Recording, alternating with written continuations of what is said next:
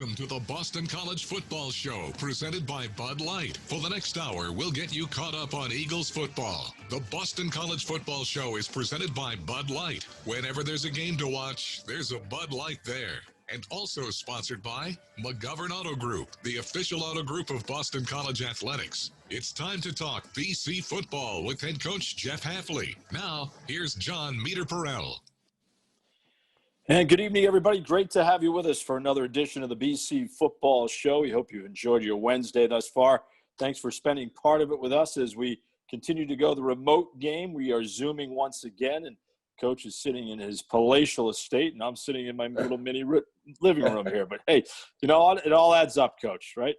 Yeah, it's good to be back on. I don't even know what word you just used, but I'll take it. I'll take it as a compliment. And I'm glad to be back on, and I appreciate all those out there listening. Oh, no, it's great to have you back. And, you know, it was a fly-by-the-seat-of-your-pants night on Saturday against Texas State in your home opener. I'm going to go back there first. Just broadcasting the game, we sensed a momentum shift after that first touchdown was wiped away, a penalty on Alec Lindstrom. C.J. Lewis had a score in the corner of the end zone.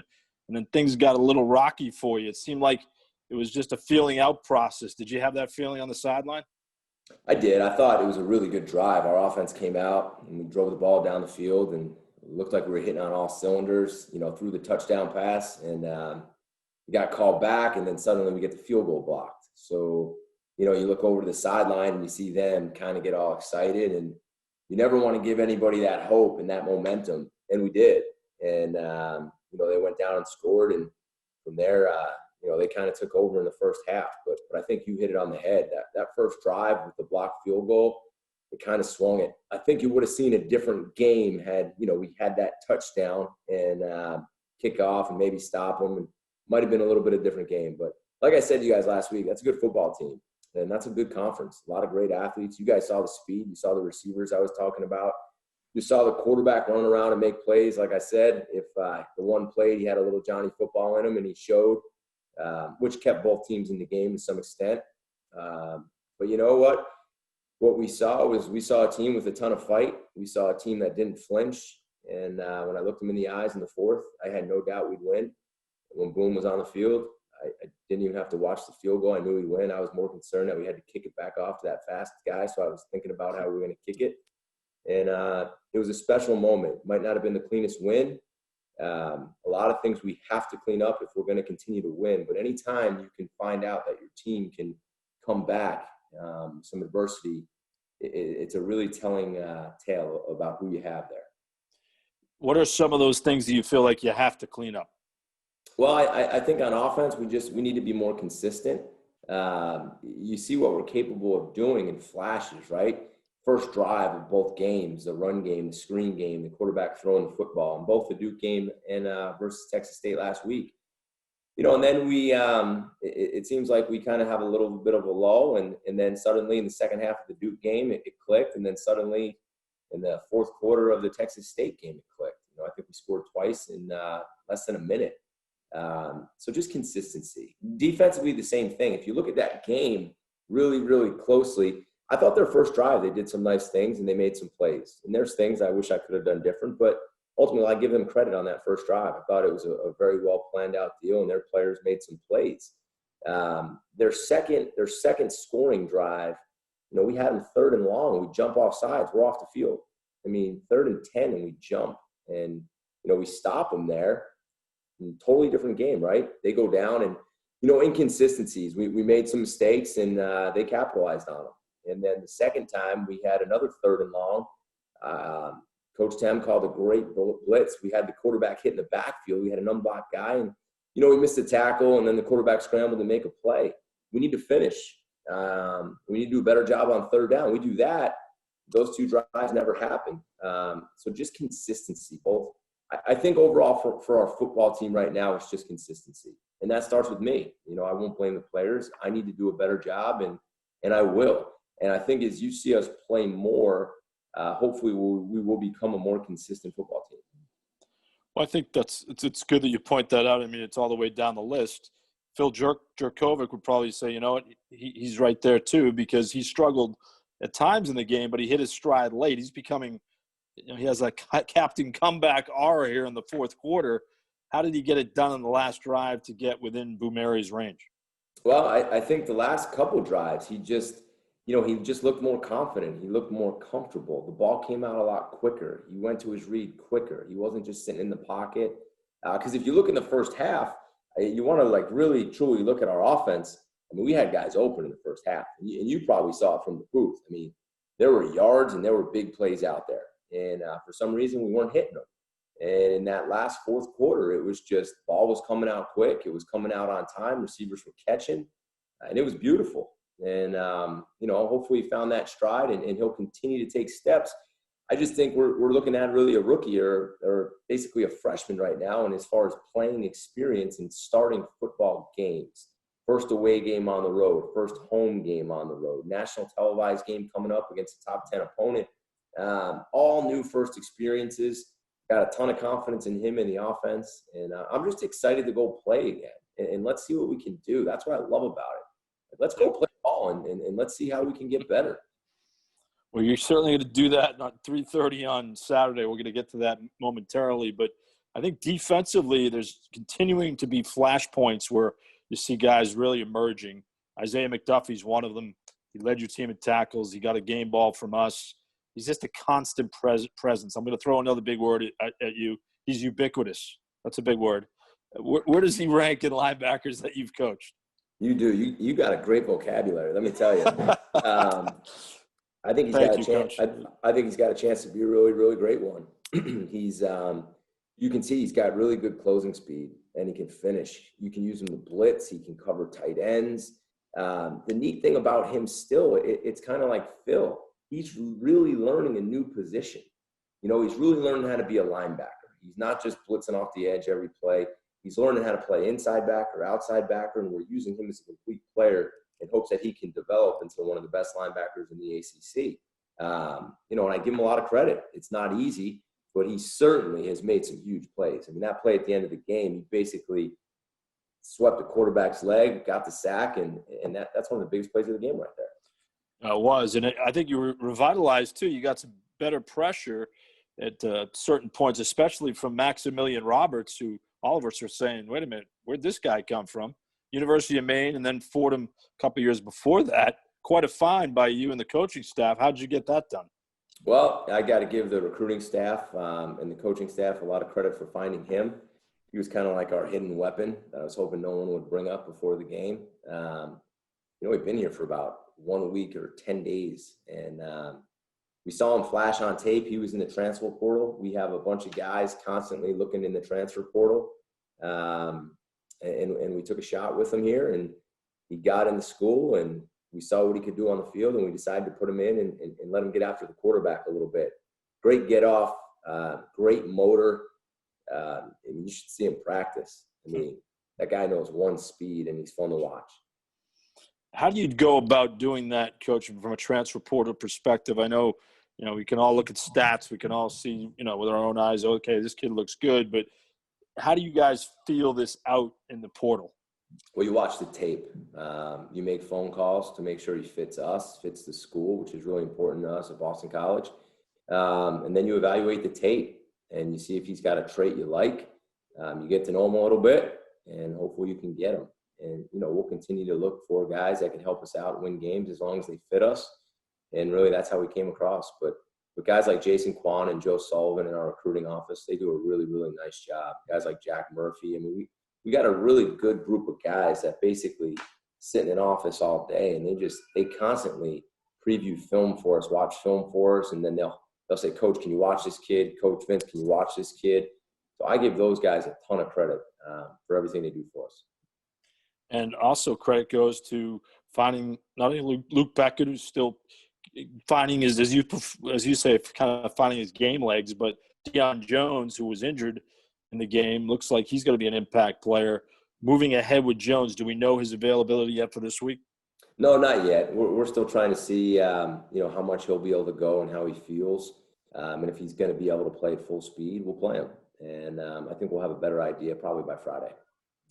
If he doesn't go, I think you found some depth back there. I know it was thin, but There's a guy named Cam Arnold that many BC fans hadn't heard of, but he's a freshman from the Detroit area, and he looked like he was a junior. Why was he successful? Well, it's just the way he works. He is a freshman, and he's truly never played the safety position in high school. So you want to talk about a big learning experience with a limited training camp. You got to give him a ton of credit. He always comes in and meets extra. Typical story, right? A guy who prepares like he's going to get in the game. So when he gets in the game, it's not too big for him.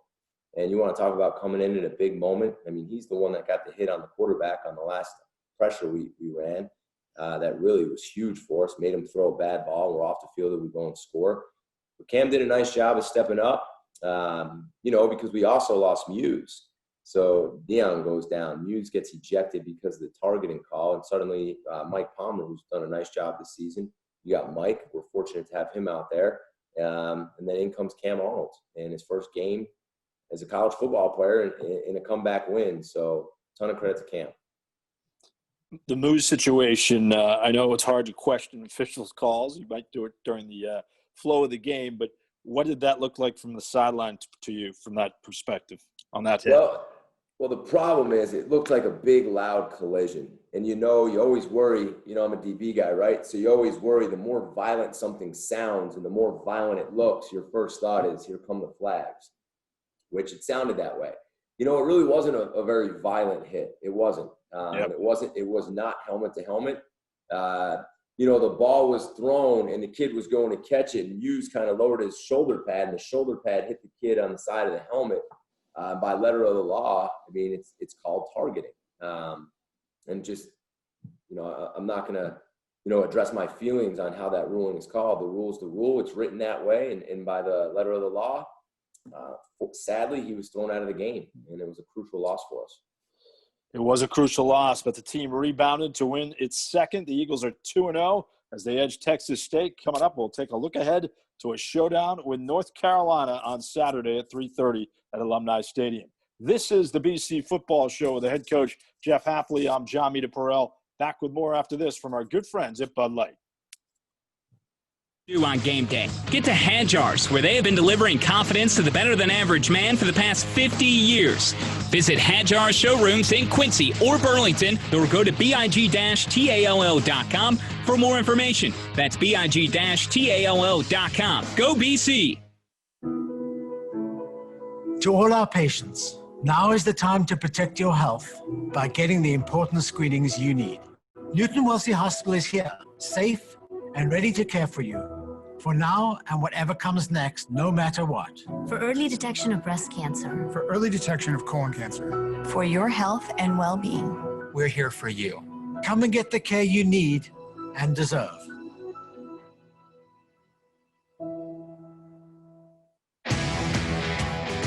It's back, the return of the prestigious Learfield IMG College Directors Cup, honoring college sports excellence across all competitive divisions, both men's and women's sports. Follow along with L Directors Cup on Twitter or online to see which schools will be taking home a first place trophy in June for their season-long success. Learfield IMG College Directors Cup, a premier institutional award jointly launched in 1993 by USA Today and NACDA.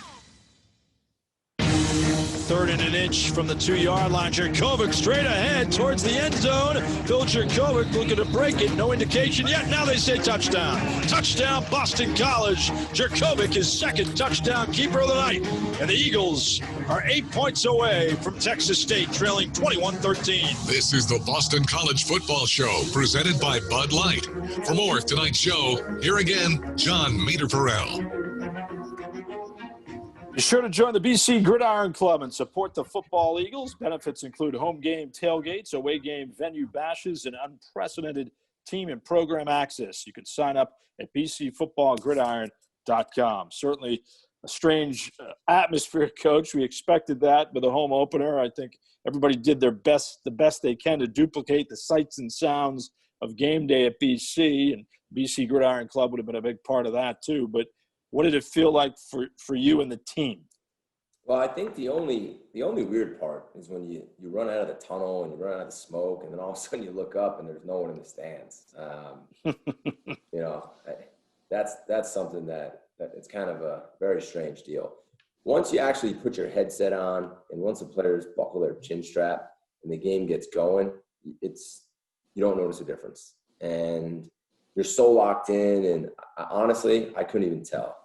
And then as soon as you kind of finish the game and you look around, it kind of hits you again. But, I don't think it's a big of a deal as everybody makes it seem, truthfully. And I've said all along, I'm not going to use it as an excuse or feel sorry for myself. We're lucky to play football, and when the game starts, let's go play.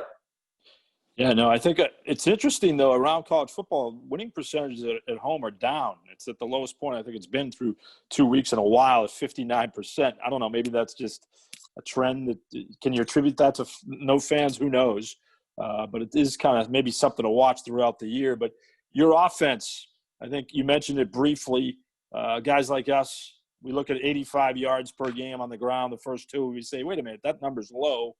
The state of your offense for the first two games. What do you like? What don't you like? Where are you headed? Well, I like how they continue to fight. And like I said, in the Duke game, the second half, they came out and, after seeing a lot in the first half that they were not really had seen on tape, I thought they played well. And I liked the way they opened up the Texas State game, and I liked the way they finished the Texas State game. We just have to be more consistent. And, we got to be confident. We got to be able to run it. We got to be able to throw it. Truthfully, in that game, what people have to understand is we were not getting off the field on defense on third down. I mean, it was, 2nd and 4, 3rd and 2, first down. And I think part of that is our offense never got in a rhythm. And we got to get the ball back to them so they can get in a rhythm and run more plays. This is an offense that didn't have spring football. This is an offense that barely had a real training camp. Things need to click. New quarterback, new system, new scheme. People keep saying the O-line. If you watch that tape, our O-line played pretty well in the Texas State game. Now, we didn't run for 200 yards. I get it. I totally get it. But watch the tape. We didn't have that many rush attempts either. And then you ask, well, why didn't you guys rush the ball more? Well, because by the time we really got the ball back to our offense in the second half, we had to throw the ball to score because we were down by 14 points. So we had to score fast. So we started to open it up a little bit. I think it will take a little time. I think everybody just kind of needs to settle in and trust the process. And I get it. That can be hard right now. But I'm not concerned. I'm not at all concerned with our offensive line. You think David Bailey's on the verge of breaking through a 100-yard game? I know that probably doesn't mean much in terms of a numbers perspective, but the David Bailey of old, so to speak? I'm not going to look at that. I think David had a couple really big runs, and David graded out really high. He didn't have carries to get 100 yards. Where I love to see us break some and hit some big plays. Yeah, and they're coming. They're definitely coming. But he ran hard. I thought today in practice he looked fast, and I thought he had a great day. So, we're going to continue to work, and we're going to continue to improve. Your defense for the first two games, what do you like? What don't you like? I like how we've been taking away the ball. 6 takeaways in 2 games. If you can continue that trend, you're going to win a lot of games. I like their resiliency. I like the way that we've kept people out of the end zone for the most part. Just need to be more consistent. Need to get off the field on third down. We've had some mental lapses where we've given up some big plays just on little things, whether it's lining up right, hitting the right gap. And I think you're going to see some of those mistakes early in the year. We just have to limit them, especially in crucial situations. If we can line up and do our job every single play, because these guys are playing with incredible effort. They're running to the ball. I think everybody would say if you watch us on tape, we're running, we're flying around, we're playing with enthusiasm, we're hitting people. Just need consistency. And again, that starts with me. And your special teams, Aaron Bumeri, the 36-yarder, they took 3 timeouts. Did you have any doubt in your mind that he was not going to make that? Well, no. I knew he was going to make it. I watched him kick on Thursday. I watched him kick all week, and I don't think he missed in practice. The 3 timeouts was interesting because I didn't even know you could ice a kicker 3 timeouts in a row. I think in the NFL you can only do it 1 time. Yeah. So after like the second one, I started to chuckle. I was like, I said on the headset to someone, I said, hey, should I go and talk to him? And someone said, no, don't do it. I mean, that's my first time being a head coach with the game on the line with someone icing him 3 times. So I didn't know whether I should just go saying, hey, man, go get him or just let him go. So I decided to let him go. I was very confident he'd make it. I knew that they had some really good speed off the edge where they blocked the first one. We adjusted. So I just said to Coach Turner, we good on the protection? He said, yes. I said, then good, we got this. And then truthfully, I watched the kick, and then I went right back over to the kickoff team to make sure we could tackle that guy. I didn't want to celebrate the kick. I wanted to celebrate the win. But really happy for Boom. He was pretty emotional after the game. That's a kid who, battled a really rough surgery. And there was times this camp and this year where he didn't know if he'd play, and I didn't know if he'd play. It really wasn't ready to play in the first game. I told him I had his back. I told him if he felt healthy and he kicked well, we'd play him. And he did. And we stuck with him. And, he got a memory that will last him forever now, and I'm really proud of him. He did. He certainly did. And what's his range, Coach? Where do you feel comfortable with him? Well, I really don't want to give that away to you, because then I think that a lot of stuff plays into that. When you go for it on fourth down, when you want to kick the field goal, I think his range is pretty high. I just don't want to give that number away to you, because when you think about 4-down territory, I think I'd rather keep that a secret. I got you. Just between you and I, I'll tell you. I'll tell you off the air. There you go. We like that. That's a Belichick-like answer, Coach. We appreciate that. Coaching staff. We have a guy on our sideline, Scott Mutrin, who you talked to at halftime and post-game, and he's a quarterback whisperer. He played quarterback at BC, and he's a big-time guy in terms of coaching staffs and what coaches bring. And he told me, and he told Pete Cronin, that he loves the addition of Rob Chudzinski, not only because he's a Browns fan, because Rob coached the Browns, but also because of what he brings from a perspective of leadership and from a perspective of the knowledge of the game. What does he mean to your program? He's huge to the program, and probably even bigger for me. I've known Chud for a little bit of time now, and he's an ex-head coach. And when I got this job, I mean, let's not kid anybody. I've never been a head coach before. You guys all know that. So I thought it was important to get around somebody that could help me with, things I have no experience with. And he's been incredible with that. You want to just talk about a great person who loves football. I mean, he's a football junkie. I mean, him and I will sit down and we'll talk situational football, and he'll say, hey, what are you going to do here? What are you going to do here? Just a huge help. Even, the daily practice schedule. Hey, how many reps do you think we should get? You sure? And he's a guy I'll call in my office and ask him for his advice. And I have no ego for all the people that know me or will get to know me. And I need help. And he's a guy that helps me, and he does an incredible job.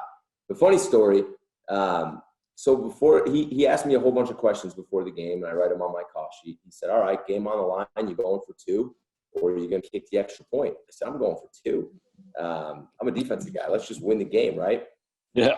So then he came up to me on that last drive. He goes, you going to go for 2, or are you kicking the extra point? And I looked at him and I smiled. He goes, you said you were going to go for 2. So there was a point in that game when we scored on that last drive, depending on the time and how I felt defensively, that was a decision that was going to come up. But I decided as soon as we scored, my gut said go for 1. We had time. We had timeouts. I felt the defense was playing really well, and I felt like the offense could score quick. But I can't say enough about Chud and how grateful and thankful I am that he's here. Your staff in general, Coach, everything coming together, it seems like very effectively, right? Yeah, I think we have great people who really care a lot about these players, and not just as football players, as people first. And it's we haven't been in the office much together. So you want to talk about everything clicking. I mean, what you see behind me is what my coaching staff saw for most of my tenure here. I mean, we were trying to do this on Zoom. We were trying to put together our schemes on Zoom. We weren't with each other. So really our staff is just starting to click and gel also. I was thinking about this today. Like, I haven't even been able to have the staff over to my house. Like, we haven't even been able to get together just as a group and bond because we're not allowed to. So it's just a lot of that's frustrating, and we're doing the best we can. But we got some stars on this staff, and they're great, loyal people, and I'm very appreciative of them. Do you find yourself, because you're a defensive guy, and I know you talked a little bit about this last week, but going in that defensive room, do you find yourself saying, I got to pull back the reins a little bit and let Tim do his work? No, I trust Tim with everything. We game plan together. We watch tape together. We meet together. We put together the call sheet. We talk throughout the game, but you want to talk about a smart guy who knows football, and two guys that, like him and I, that can collaborate and talk and communicate. And I totally trust him to let it go. He's been with me for such a long time. I think we think very similar. He is called 2 really good games, and he has called some key pressures that, in my opinion, won us the game. I can't say enough about what he's done defensively and how great he is with these players. Yeah, Pete Cronin gave him his game ball. I thought that was a good call, especially with the pressures dialed up on Saturday. Jeff Hafley, always a fascinating interview. He's coming back for his final segment. We will dive in to the North Carolina Tar Heels, ranked 11th in the coaches' poll. Should be a good one at BC on Saturday afternoon. This is the BC Football Show. Back with more right after this. Get your ice cold Bud Light Seltzer here. Even though you can't go to the game, doesn't mean the game can't be brought to you now here. Just go to budlight.com/delivery. That's budlight.com/delivery. Give me 2 mangoes. Coming at you. It's a little short. Ow. Sorry. You know what? I'm just going to walk them over to you. Whenever there's a game to watch, there's a Bud Light there. Enjoy responsibly. Anheuser-Busch, Bud Light Beer, and Bud Light Seltzer, IRC Beer in Texas, St. Louis, Missouri.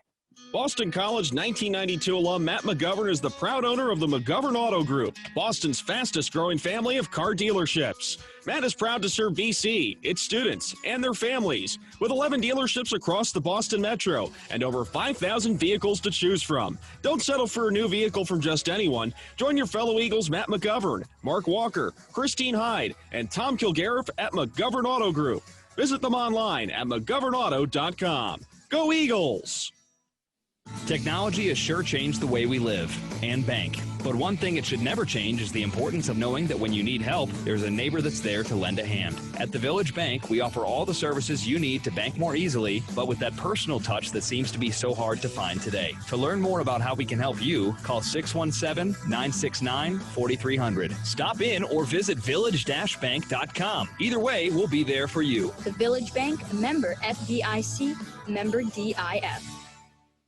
Sullivan Tire and Auto Service is celebrating our 65th anniversary with amazing deals on quality brand name tires for any vehicle. With the winter driving season not far off, Sullivan Tire has thousands of tires on sale from Goodyear, Michelin, Kelly, BF Goodrich, Yokohama, and more. Also save on auto repair as our ASE certified technicians get your car ready for any kind of weather. Locations all over New England, including Newton, Brookline, Somerville, and Watertown. Find out more and make an online appointment at sullivantire.com. Go BC!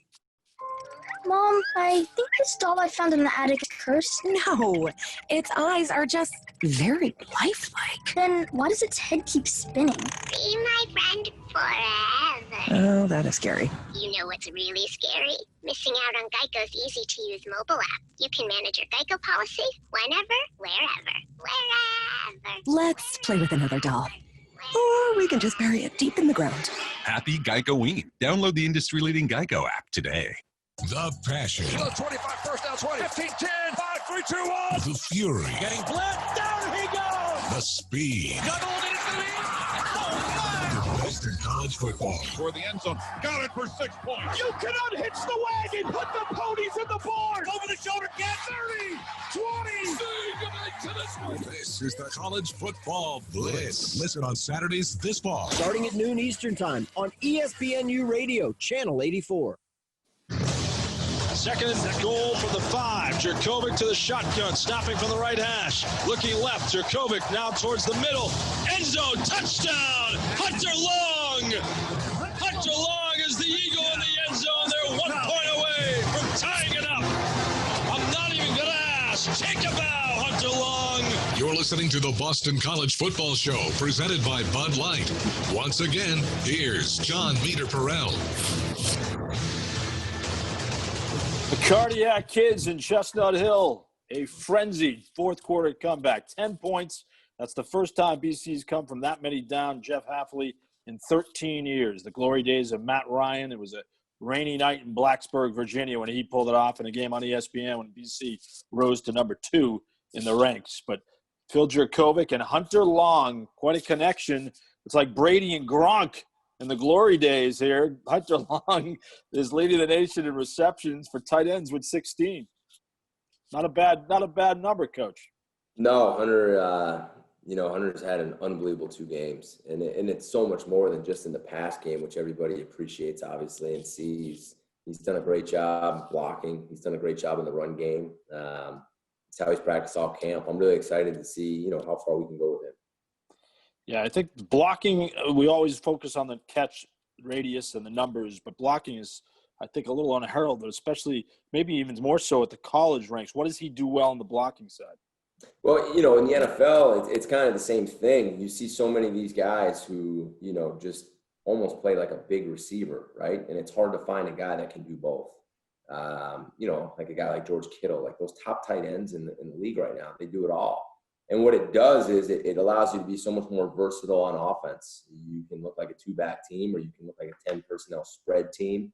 And he gives us that versatility, and we'll continue to use him as the playbook continues to open.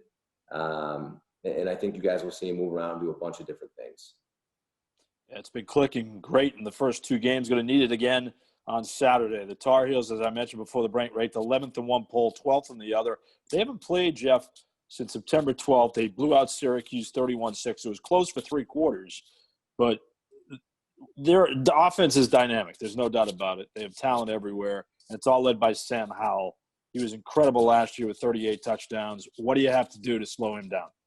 Well, I think I think Sam Howell's going to be one of the best quarterbacks in college football, and he's only a sophomore. So, I think the sky's the limit for him. He's big, he's strong, he can make all the throws. He's got a really quick release. He sees it well. He can definitely run it. He's not slow, and he's a big guy. But there's so much more to that offense than just slowing him down. If you look at their offensive line, they're a bunch of 6'7" guys who can move. They have 2 backs. One guy who's really patient and can hit it, and they have a 225-pound back that's also an NFL back. In my opinion, they're 2 NFL guys, and they play a ton of wide receivers. They have a really, really good slot, who's strong, great change of direction. They have 2 bigger guys on the outside who can go and get the deep ball. When you look at their offense, I'd have a hard time saying that there's probably many teams that are as talented as they are on offense, and I mean that. And it will be a big challenge, and we're up for it. And our guys know that. But that is a very talented offense that can run it, throw it, screen it. They can do it all. Stylistically, you're familiar with Phil Longo, coordinator. You're familiar with Mac Brown. You're effusive in the praise for Mac Brown this week. What do they do well offensively that may keep you off guard? Well, I think Coach Longo uses what he has really well. He's got a lot of skilled athletes that can run, and he spreads you out. He gets the ball in his playmaker's hands where you have to make plays in space. He mixes in the run with those big linemen and really good backs. He throws RPOs off of them. And then he throws the ball down the field and tries to hit explosives. He'll go tempo, and it just seems like he wants to score as many points as fast as he can. I think he's a really good football coach with a very talented roster. And the rest versus rust factor, if you're sitting in Mac Brown's shoes right now, I don't know, maybe it's hard to size that up, but September 12th to now, advantage or a disadvantage, you think, for any coach? I think advantage. You got a fresh football team who had time to get healthy, who really, you got to remember, we did not have a real training camp. So now you kind of get 2 more weeks to install more, get the offense clicking a little bit together more. Same thing on defense. If you want to add some stuff, we only have 1 game really to study on them. So if I'm Mac Brown, I have a big smile on my face. I got some fresh big dudes who can run. He's probably excited to come in here and play a team that almost lost to Texas State. And we're happy about that. You got to pray a little bit, like I'm assuming most coaches do, on the underdog factor, don't you? Is that a rallying point? It really hasn't been. Truthfully, and I said this to you last week when we were big favorites, there's just so much we have to do right now to just become a better football team and coach these guys the way we want and build a foundation this year and make sure the process is right. I want to build this the right way. So when we get going, there is a very strong foundation. I'm not going to take shortcuts. I'm not going to try to do things by trickery. So I'm worried right now about our team. And you guys will all probably listen and say that's some BS coach talk, but it's not. That's real. And it's going to pay off down the road. and I'm not straying away from that. No, I think, again, it's refreshing. I don't think it's BS at all. I think it's a great attitude to have. And, it's all about keeping things in perspective. I mean, there's a lot to build here, right? Yeah, there's a ton to build on. I mean, we have a lot of guys playing new position. We have a lot of young guys playing 2 new systems. We need to get better, and it's about our team. And no matter who walks out of that locker room, we'll respect them and we'll study them. But then we're going to go play as hard as we can. And we're not going to make an excuse that they're 10th in the country and we're not ranked. And none of that matters. If we have a great week of practice and we do everything we can, we're going to walk into that stadium and we're going to let it go. And we'll look up in the fourth quarter when the whistle blows, and whatever the score says, it says. But that's how we're going to approach this season. I think "Let It Rip" is a good little byline, right? Yeah, we need to get that on like T-shirts or something. I probably say it between every time I go into the offensive huddle. I just look at him and say, "Let it rip, man." But that's my mentality. If you ask me or my wife asks me, am I anxious for a game, nervous for a game? I might be Monday, Tuesday, Wednesday, Thursday, Friday. I might be anxious. By Saturday, I've done my work. I've spent every minute I can trying to prepare the team and doing the best I can. And if I've done that on Saturday, the work's done. Let's go take the test and let it go. Are you a guy that says, you know what, I've done all I can. If I look at a game film at 7 p.m., it's going to look the same to me at 1 a.m. Are you a burn the midnight oil guy? I never look at time like that. I used to. When I was back at Pitt as a GA, I slept in the office for 2 years, and I went home one night a week. No kidding. Probably earlier in my career, I probably stayed in the office just to stay in the office. Once I have my family, now I have my kids, truthfully, I do get in early. Like, I want to get in early because my kids aren't up anyway, but I work hard, and I do everything I can to be efficient. But when I start to get tired and I don't guard my desk, I don't pretend to hold my clicker and watch film. When I'm done and I feel like I'm confident, I go home, I see my wife, I see my kids, and that's how I'm going to coach football. You got the chance tonight to go home and have a little party with your kids, right? I did. We had a dance party. We listened to the Trolls 2 soundtrack with my 5-year-old and almost 2-year-old. She turns 2 next Tuesday. And then my wife put him to bed. My 5-year-old will be waiting. She gets to go to kindergarten tomorrow and actually go into her class. So she's all right. And no, it's nice to do my radio show at home because I get to see the kids. I know. Hey, it's a win-win, but that's great. Great for your daughter. I'm sure she's looking forward to going to kindergarten. And the North Carolina defense, not a kindergarten defense. Interesting transition there, but a defense with some pros on it. And an opportunistic defense, would that be safe to say?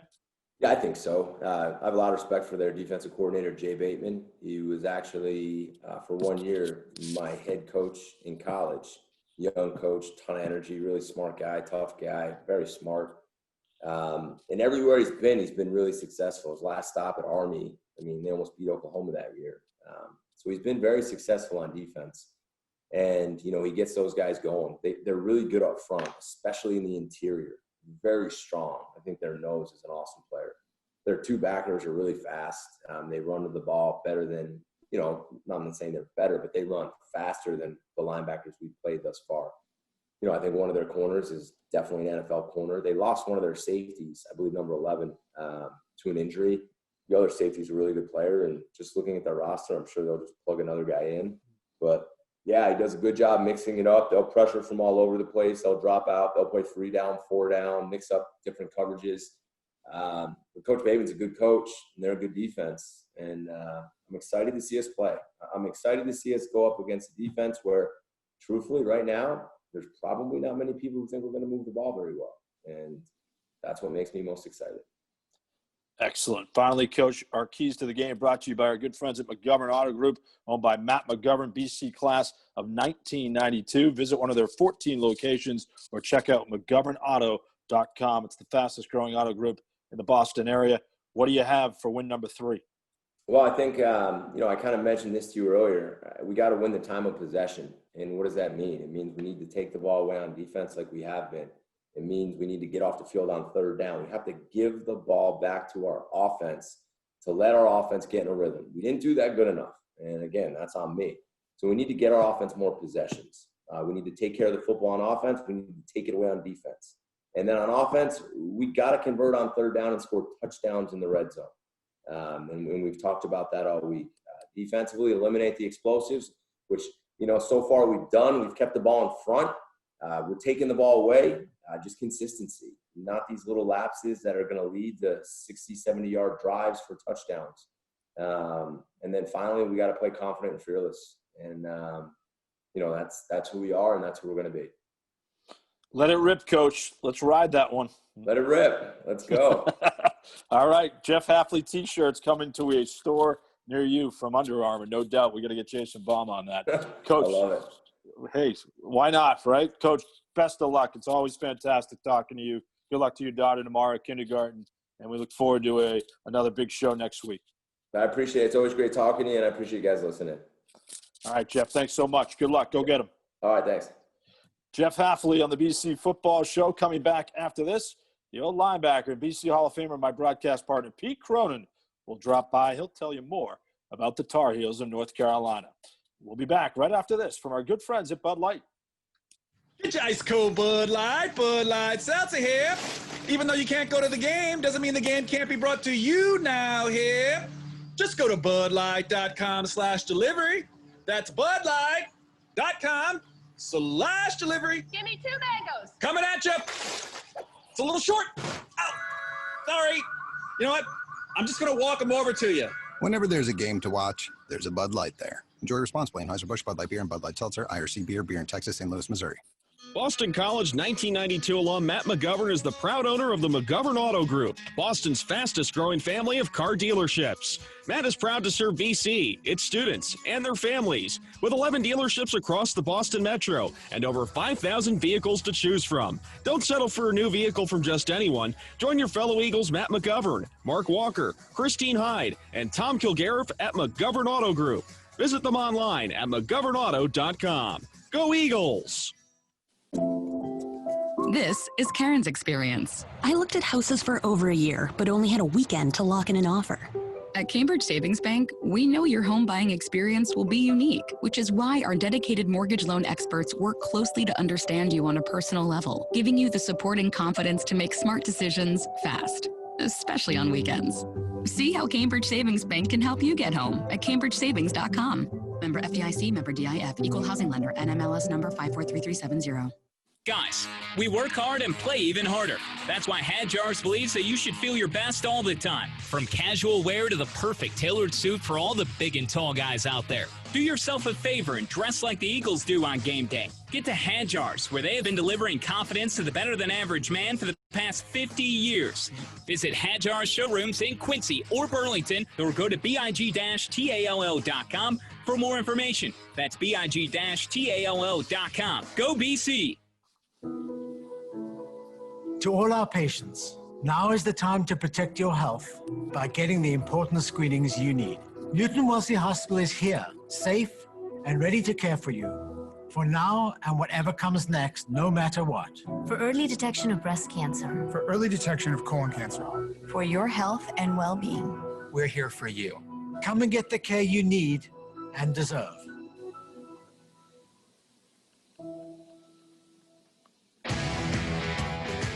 It's back, the return of the prestigious Learfield IMG College Directors Cup, honoring college sports excellence across all competitive divisions, both men's and women's sports. Follow along with L Directors Cup on Twitter or online to see which schools will be taking home a first place trophy in June for their season-long success. Learfield IMG College Directors Cup, a premier institutional award jointly launched in 1993 by USA Today and NACDA. Wind is really not a factor. Whipping around right to left. Snap, spot, kick on the way. It is up and it is good. Aaron Boumeri with the field goal. 3 seconds remaining and BC grabs a 24-21 lead. Take a bow, Aaron Boumeri. Eagles on the field celebrating with 3 ticks remaining. This is the Boston College Football Show presented by Bud Light. For more of tonight's show, here again, John Meterparel. It was a frenzied finish on a Saturday night in Chestnut Hill. What will the Tar Heels of North Carolina bring? Of course, you know what, Pete Cronin? I talked about Jeff Hafley's palatial office. You have a palatial estate as well. You are just surrounded by lush green in the wilds of Maine. Some of us just are sitting in cement living rooms, but you, my friend, are zooming it in style. Well, Meter, just set the bar higher. You know, just got to set the bar higher and seek to achieve great things. That's all. Well, you've done it well, Pete, and welcome back to the show. And I know you enjoyed listening to Jeff Hafley, and certainly gives us terrific insight each week. And I think both of us feel like this is another terrific opportunity for BC to take a large step forward, a distinct challenge, but what a great opportunity, right? No question about it. I think that the thing that impresses me about Jeff's approach is it's inward. It's about us. It's about us getting better. It's about us not being distracted by the things going on around us. And if you can get that instilled in the psyche of a football team, it becomes almost irrelevant who the opponent is. You know, I was watching through the course of the week, watching the player interviews, and they're all saying the same thing. They're all talking about taking these steps forward, be getting better, learning from what they've done over the last couple of weeks, addressing those shortfalls, magnifying the things that they've done well, and not a whole lot of talk about the opposition, other than I think a great deal of legitimate respect. And I think you need to have that this week because North Carolina is loaded, especially offensively. The trigger guy, I think, is definitely 1B to Trevor Lawrence's 1A. It's not that far from Trevor Lawrence and Sam Howell. Similar abilities and a guy that can make every throw, Kenny. And if you have watched him on film, and I'm going to make a point, not a big sample here. This is not a big sample. And of course, you got last year, but this year we're kind of, Syracuse is a bit of an unknown. You made the observation it was a game up at Syracuse until the third quarter, and then of course they let the dogs out, and we got a good look at what they could do. They kind of lit things up. So what's North Carolina going to bring to Boston College? And I think they are balanced. They got a Mac Brown trademark. They're big up front, 6'4", 307. They're dancing bears. They run traps. They run counter trays. They run that downhill physical football. But then they run slants in the passing game. Quick slants. Get my guy on your guy in space. We've seen that. So I think the physicality of this offensive line is something that BC is going to have to deal with. But I thought they acquitted themselves a week ago against maybe the fastest team they're going to face all year. In terms of numbers of fast people, a lot of fast people in the ACC. Don't get me wrong, but they acquitted themselves last week. And I think a very important point that was made by Phil Jurkovec today in his interview was they were talking about those last two possessions. He was 11 for 14 in two possessions, scored 2 touchdowns. A couple things happened there. First time all night, BC got 3 and out on 2 possessions. Okay, first time. Both converted into touchdowns. Okay. Second thing was he took what they gave him. He basically executed a 2-minute drill. But in his point, his little caveat to all that was, we can't wait until the game is on the line to start playing like that. We got to play like that from the get-go. So I think you might see a little bit of a different approach this week in order to try to get into a cadence, get into a rhythm, and begin to put pressure on that defense. What are you looking at when you examine the Tar Heels defense? I'm looking at one guy, and he's in the middle, Chaz Surratt. This guy is cerebral. He's a former quarterback, record-setting high school quarterback from Denver, North Carolina. They moved him to defense last year. It was a numbers game. They needed him. And he's suddenly one of the best linebackers in the country. Well, did you have a chance to watch the Syracuse game? I'm sure you did. Yeah. It looked like he made every play. I mean, his name just, there's Surratt again. There's Surratt again. No, Surratt, he's around the ball. He knocked the ball away. I'm going, who is this guy? And I got a chance to watch him on. I had to watch him on film, and he's mobile. And he's got, you know what he's got? He's got that really good football IQ, and he thinks like a quarterback, but he plays in the secondary. What a great combination! And the guy runs like a deer. So, I mean, these are the things that those combinations are dangerous. And I think that what BC's fully aware of that, and they're going to have to work around them. You know, they're going to try to do their best to not necessarily get in his grill. He's not a guy I'm going to line up and go one-on-one with, take my guy and match him up with your guy. I think they'll try to avoid him. But in doing so, we might see another layer in this Boston College offense. Yeah, the rushing game, I think, you know, Jeff Hafley clearly knows much more than you or I, or anybody else for that matter. And I think he makes very valid points about the consistency factor. And it's not just the O-line. You know, you and I might say, oh, boy, they're inexperienced up there because they're out of position. But it's just a point now where the moving parts need to come together better, isn't it?